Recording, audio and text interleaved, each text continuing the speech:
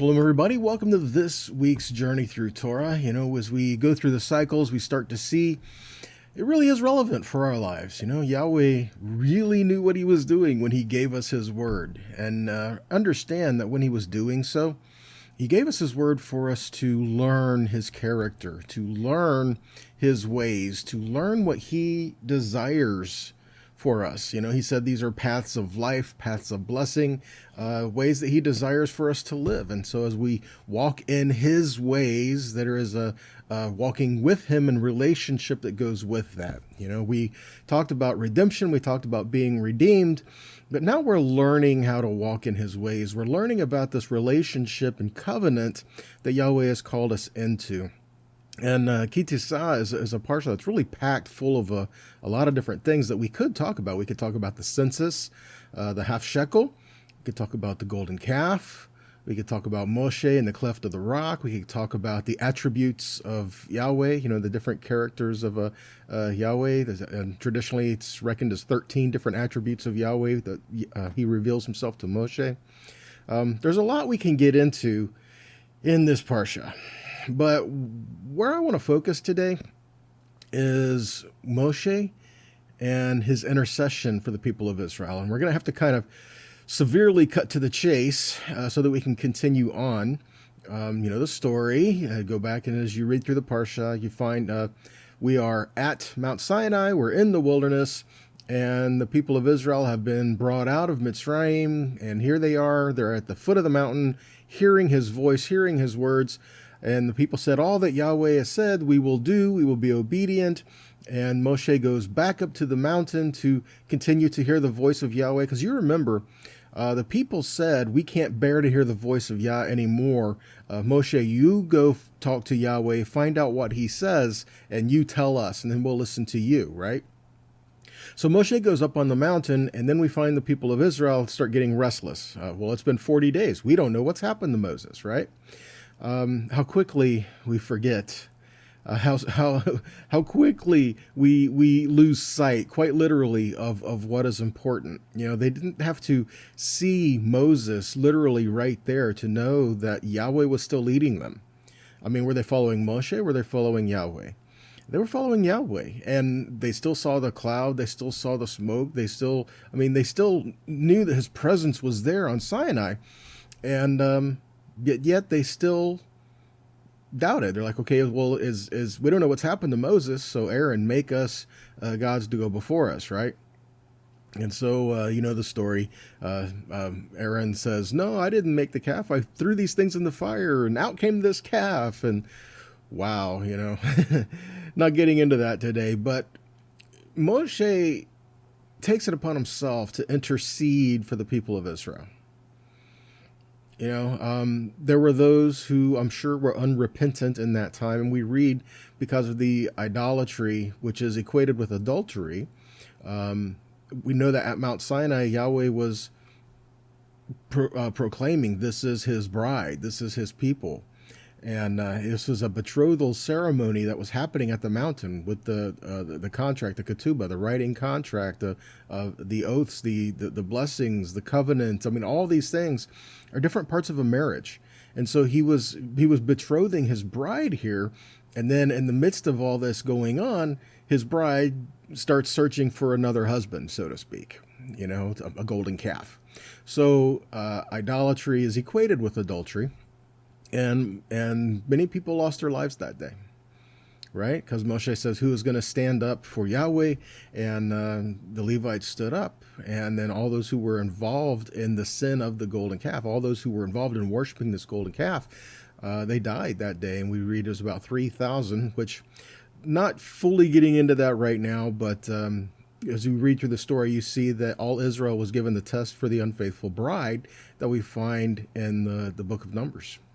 Okay, and those who were unfaithful was about 3,000. So it's not all Israel who was worshiping this golden calf. There's always a people within a people who are stirring up and causing trouble. It's never the whole people, but yet at the same time, the whole of the people suffers when the groupings start raising up and causing trouble and doing things, right?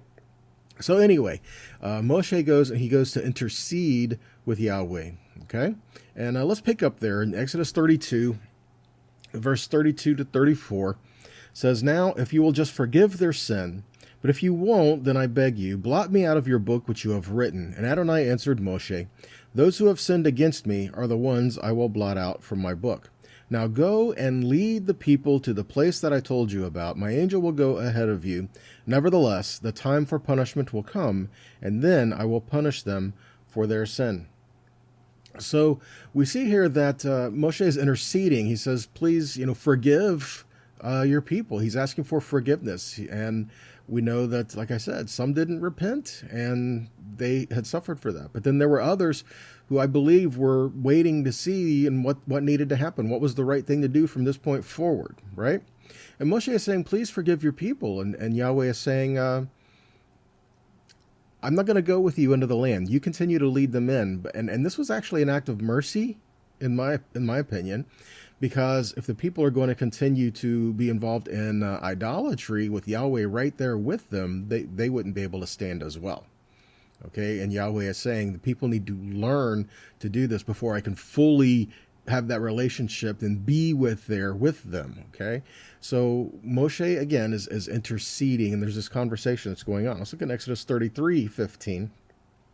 So Moshe says, "If your presence doesn't go with us, then don't make us go from here."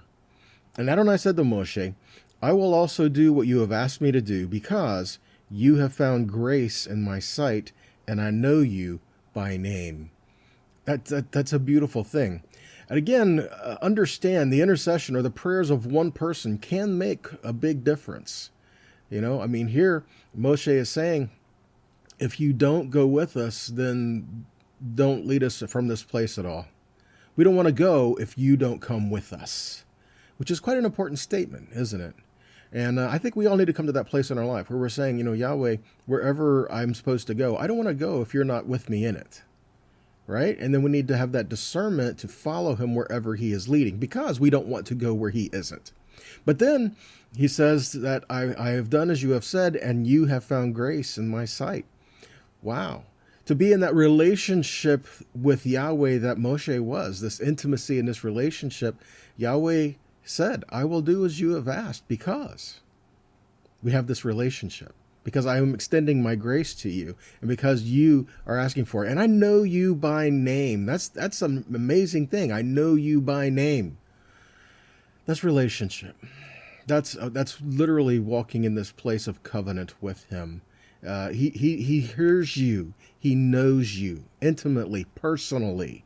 But that doesn't mean that we can't turn our backs on him, because we need to continue to walk with him personally and individually, but also as a group, as a whole of the people of Israel. And Moshe is saying, please go with us. And Moshe even goes to say, show me your face, right? I don't just want to know the things that you do for us, the things you do on our behalf, your great and mighty works. They're amazing. Your mighty right hand, it's amazing. But I want to know you intimately. I want to see you face to face. Well, let's keep going. Exodus 34:9. So he says, "If now I have found favor in your sight, O Lord, please let the Lord go in the midst of us, for it is a stiff-necked people, and pardon our iniquity and our sin, and take us for your inheritance." And he said, "Behold, I am making a covenant before all your people. I will do marvels such as have not been created in all the earth or in any nation. And all the people among whom you are shall see the work of Yahweh, for it is an awesome thing that I will do with you." So what's going on here? What's really happening? What is the context of what's being said here? So we know that when Moshe came down the mountain, he was carrying the tablets of testimony, right? What did he do with them? He smashed them. Because when the bride was unfaithful, the ketubah, the contract, was broken, and the writings on the tablets was the contract, if you will, for the bride, for the wedding ceremony, the vows. Okay, these are the things that were given to uphold this place of covenant that we would have in relationship with one another, right? So let's keep going. The context of this prior verse is the second set of tablets that is after the golden calf. So there wasn't just one set of tablets, was there? No, there was a second set of tablets that we read were exactly like the first, with one exception. See, the first set of tablets, Yahweh carved out the stone and handed them to Moshe and wrote on these tablets. With his own finger, he wrote on these stone tablets. Well, in the second set of tablets, Yahweh tells Moshe, I want you to cut these stone tablets now. You bring me your stone tablets, and I will write the same words that I gave on the first on the second. So the words did not change. What changed? See, Yahweh gave us the tablets in the first place. We broke that. We did not keep it. Therefore, Moshe broke them. So in more ways than one, they were broken. But now it's being reaffirmed with the second set of tablets that Moshe brings on behalf of the people. So again, Yahweh is saying, you bring me your stone tablets and I will write on those. The same word, by the way. So I'm submitting to you here, we'll cover this in just a second, that the stone tablets represent the heart of the people. Because when we turned away from Yahweh, our hearts become stone, becomes callous. But yet when we turn back to him, our hearts become soft and pliable, and he writes his word, engraves his word on our heart, and thereby we're learning to walk in his ways. Okay? Like David said, your word have I hid in my heart that I might not sin against you. But what's happening here is that the people, they lost sight of what was important. And so they made this golden calf. Okay, so let's talk about that for just a second. The word for golden calf is egel, the word, and egel is the word for the calf, and masacha is the word for molten. But masacha can also be a veil or a covering. Isaiah 25:7 is used in this context. He says, and he will destroy in his mountain the face of the covering cast over all the people, and the veil that is spread over all the nations. Again, this word here for veil is hamasecha. Mesecha is the same word used for molten, which is the same word used in the golden calf.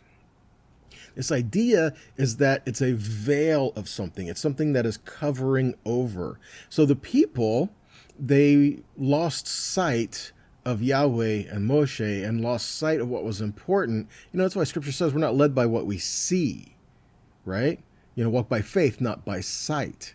And when they went into the land to explore the land, to tour the land, they were moved by what they saw, not by what they knew the word was supposed to be. So again, don't be led by just what you see. Continue in what Yahweh is giving as his word for us to walk in and to be obedient. It's like, well, it's been 40 days already. Isn't something going to happen? Well, yeah, something's going to happen.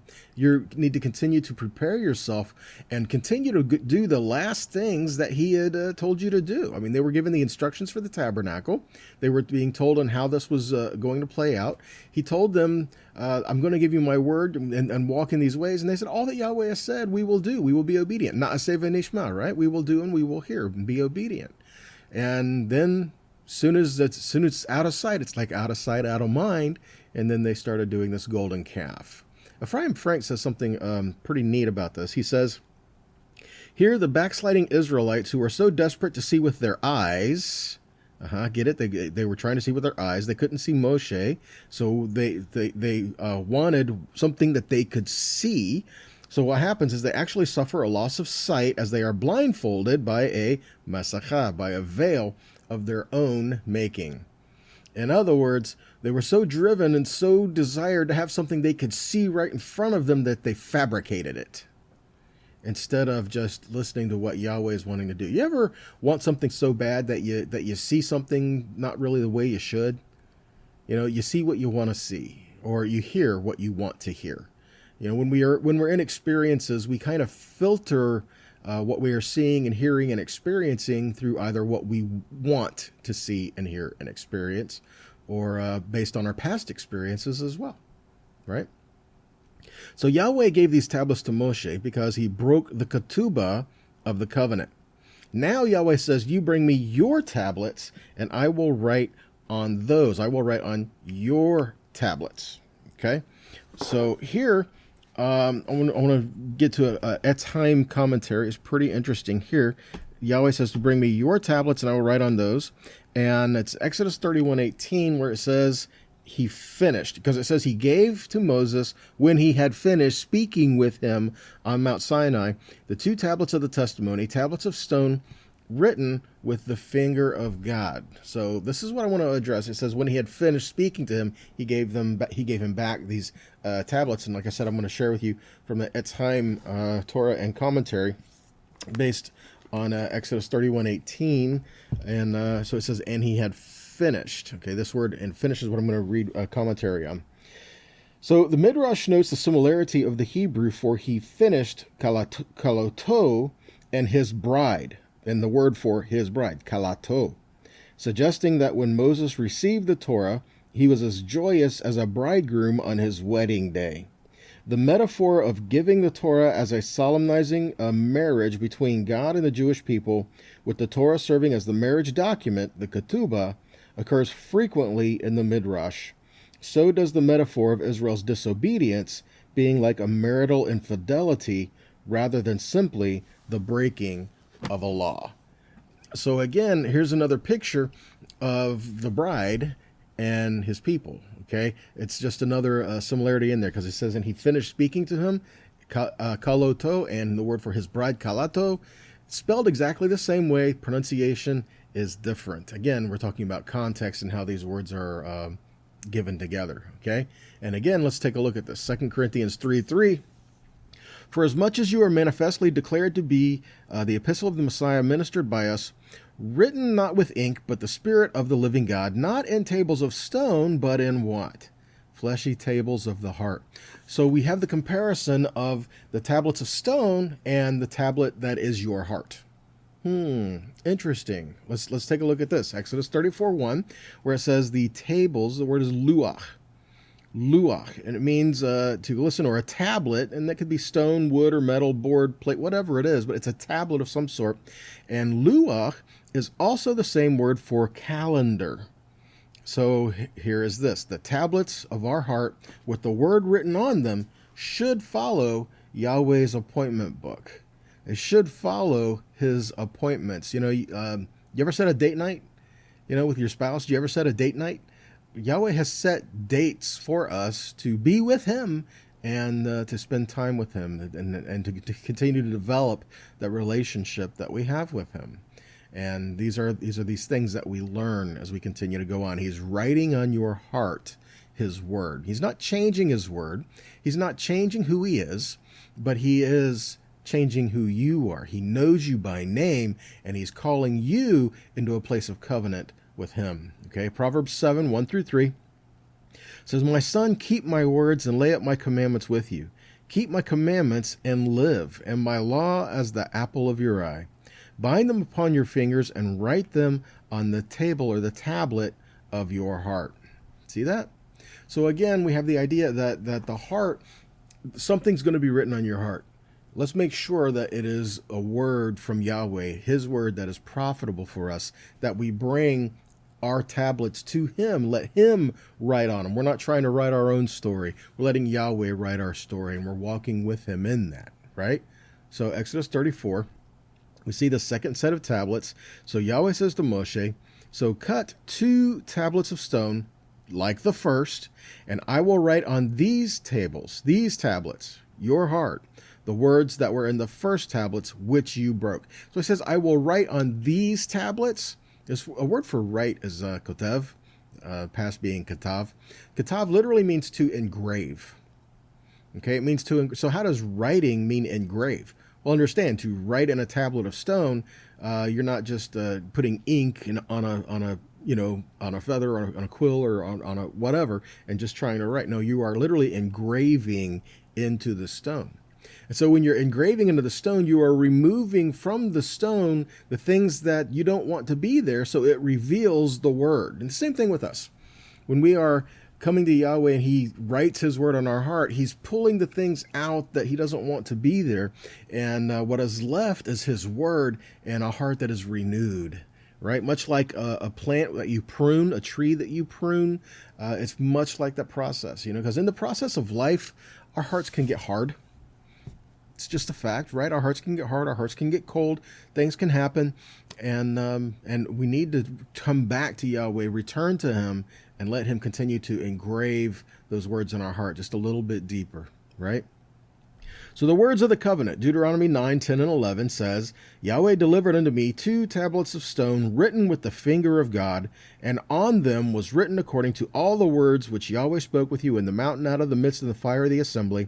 And it came to pass at the very end of 40 days and 40 nights that Yahweh gave me the 2 tablets of stone. Look at this, even the tablets of covenant. See that? The tablets of covenant, they represent your heart. Okay, the tablet that is covenant. See, once these were given to Israel and they were put in the ark, they were called we call it the Ark of the Covenant, right? When the tablets were put in the ark, they're called the Ark of Testimony, because that was the testimony, the tablets that were put in it. That is our testimony. The testimony is that his word is being written on our heart, and that is how we now live. We learn to live in him. Ezekiel 11, 19 and 21 says, And I will give them one heart, and I will put a new spirit within you, and I will take the stony heart out of your flesh, and I will give them a heart of flesh. Why?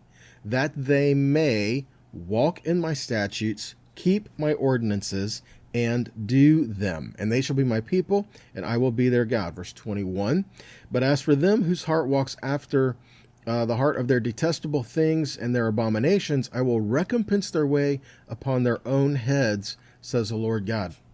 Again, when we come to him, he's going to write his word on our heart and change us, right? It's not that we come to him and we fashion and mold him into what we want him to be. No, let's not come to Yahweh and make him a golden calf. Because remember, that was part of the problem, right?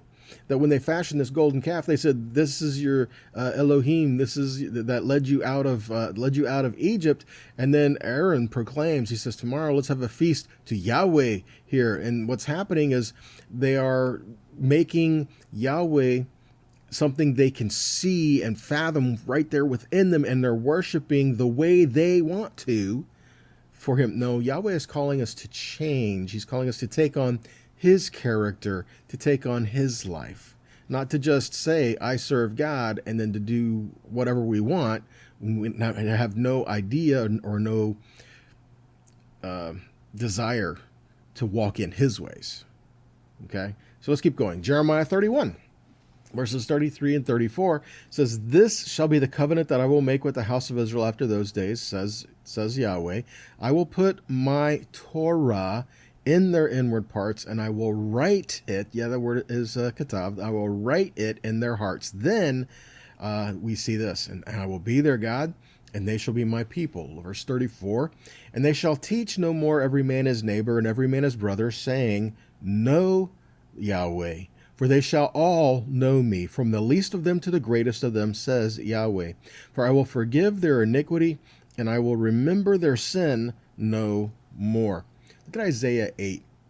Isaiah 8, 13 to 16 says, Sanctify Yoetzavaot himself, and let him be your fear, let him be your dread. And he shall be for a sanctuary, but for a stone of stumbling and for a rock of offense to both the houses of Israel, for a gin and for a snare to the inhabitants of Jerusalem. And many among them shall stumble and fall and be broken and be snared and be taken. But look at verse 16. Bind up the testimony, seal the Torah among my disciples. This word for seal the Torah among my disciples, and yes, literally it says Torah, but the word there for seal my Torah among is blimudai. The word is lamad. Lamad is the word that we also see to learn, or for a student, or for talmidim, right, for a disciple. But it says to seal up the Torah among or in my disciples. So what he's saying literally, that at the beginning of it means in. So seal up the Torah in my disciples. So where's the Torah supposed to be? Within a disciple of the Most High. If you are a disciple of Yahweh, if you are a disciple of Yeshua, you are to have the Torah written on your heart. Let's go down in here again. Deuteronomy 8:20. To the law and to the testimony. If they speak not according to this word, it is because there is no light in them. Wow. So we need to learn what is light. What is life? The light is the word of the living God. And so we need to have his light within us, right? Okay. back to the mountain. Let's go back to Moshe at the mountain. And we go to Exodus 34, 6 through 8. It says, And Yahweh passed by before his face, and he called about Yahweh, Yahweh, Elohim, merciful and gracious, slow to anger, and great in goodness and truth, keeping mercy for thousands, forgiving iniquity and transgression and sin, and not leaving entirely unpunished, visiting the iniquity of the fathers on sons and the sons of sons to the third and the fourth generation. And Moses hurried and bowed down to the earth, and he worshipped. So there's a lot going on here. He's making proclamations as he's going before Moshe. And what I want to look at here really quick is the word for keeping mercy. The word keeping is what I'm going to look at here. The word is natzar, right? Different depending on how you're looking at. But natzar means to guard or to protect, to obey or to preserve or observe. It's also the word for a watchman. So if we look, the word preserve means to watch over, to guard or protect, a keeper. And we also see this nun that was there as the enlarged and lowered. This nun that's enlarged in the Torah text is to show us life, or the quickening of life. He says, I extend life to you, and I will guard and keep and protect it. As I am keeping mercy, I am preserving your life and quickly giving it to you. Okay, Psalm 107:1 says, Give thanks to Yahweh, for he is good, and his mercy endures forever. So what do we do with this? I mean, Moshe was interceding. We see this as an example of one of how we should pray for others, in intercession, but also for ourselves, right? You commonly hear something like the sinner's prayer, right? Well, Moshe gives us an example of this in the interaction he has here with Yahweh. He's saying, acknowledgement, we have sinned, but also asking for mercy and asking for forgiveness, and also a change of ways. We will go before you. We will go with you, but you've got to come with us in that, right? And so that's an acknowledgement of changing our ways and learning to follow him and all that. So what do we do with this? Learn to live in it. Learn to walk in it, okay? Mark 11:25 and 26 says, Whenever you stand praying, forgive, if you have anything against anyone, so that your Father also who is in heaven may forgive you your trespasses. But if you do not forgive, neither will your Father who is in heaven forgive your trespass. So how do we walk this out? How do we learn to do this? It is a process, isn't it? Some days are easier than others, right? But ultimately, we do have to reconcile this within ourselves, that we will forgive because we know Yahweh is forgiving us, right? And we need to learn to exhibit his character in our life, right? So two things I want to point out. One, Mark 12:30 says, You shall love the Lord your God with all your heart, with all your soul, with all your mind, and with all your strength. This is the first commandment. Very much like Deuteronomy 6:4, right?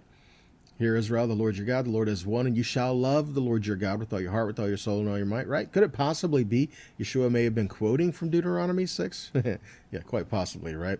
Let's look at Deuteronomy 10. Verses 12 and 13 it says, And now, Israel, what does Yahweh your God require of you?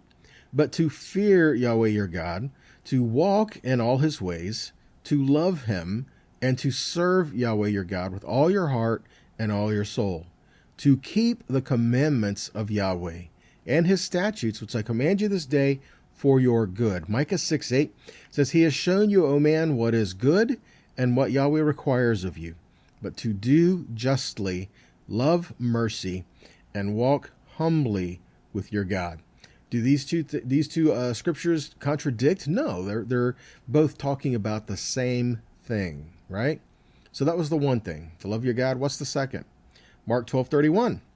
And the second is namely this, You shall love your neighbor as yourself. There is none other commandment greater than these things, which was quoting from Leviticus 19. So we find this forgiveness that's going in together to love the Lord our God and to love our neighbor. And this is what should have been done at the mountain, right? When Moshe went back up to continue hearing the voice of Yahweh, the people should have continued loving one another, learning to walk with one another, while they were learning to hear the voice of the Father, right? And however they needed to hear that, whether it was from Yahweh himself or from Moshe. Either way, to hear the voice of Yahweh, they had to learn to do that, and then learn to walk with one another. One more thing before we call this done for today. 1 John 4:19-21. We love him because he first loved us. If a man say, I love God, and he hates his brother, he is a liar. For he that loves not his brother whom he has seen, how can he love God whom he has not seen? And this commandment we have from him, that he who loves God love his brother also. Check that out. How can you say that you love God who you haven't seen when you don't love your brother who you have seen? Now, think about this for a second. Here they are, they're at the mountain, Mount Sinai, and they heard the voice of God. They didn't see him. They heard the voice of God. And they said, we can't stand to hear the voice anymore. So Moses, you go find out what he says. Moses went to go find out what he says, and we're like, we can't see what's going on. We can't see, so we're going to fall into, we're going to digress and go in our own ways. This is what we're being warned about. To love God is to follow him, even if you're not hearing his voice right now. Continue in what he has given you already. Continue in what he has already expressed to you. Continue in what you already have. And learn to walk in his ways. Learn to walk with one another in that until you start hearing his voice again. Sometimes the Father is just wanting us to do the last thing that he told us to do before he's giving us something else. Sometimes we just need to be faithful to do what he says because he's going to equip us for what's coming down the road. Either way, we need to just learn to listen to his voice. And in the midst of that, when we do mess up, we do have an advocate. But we need to come to him and say, forgive me. We have sinned. I have sinned. Forgive me and show me what you desire for me to walk in. And sometimes, like I said, it's continuing to walk in what he's already given us and already done for us. So we need to grow in that. We need to grow in the discernment that we have. We need to grow in our love for him, because we genuinely need to seek him out above everything else. And as we do that, then we will learn how to love and to walk with one another. Okay? So again, I pray these teachings, these Torah portions, I pray that they challenge you. I pray that they encourage you. And I pray they're a blessing to you. Okay? So keep in it, be faithful, and may the Lord bless you and keep you. Until next time, shalom.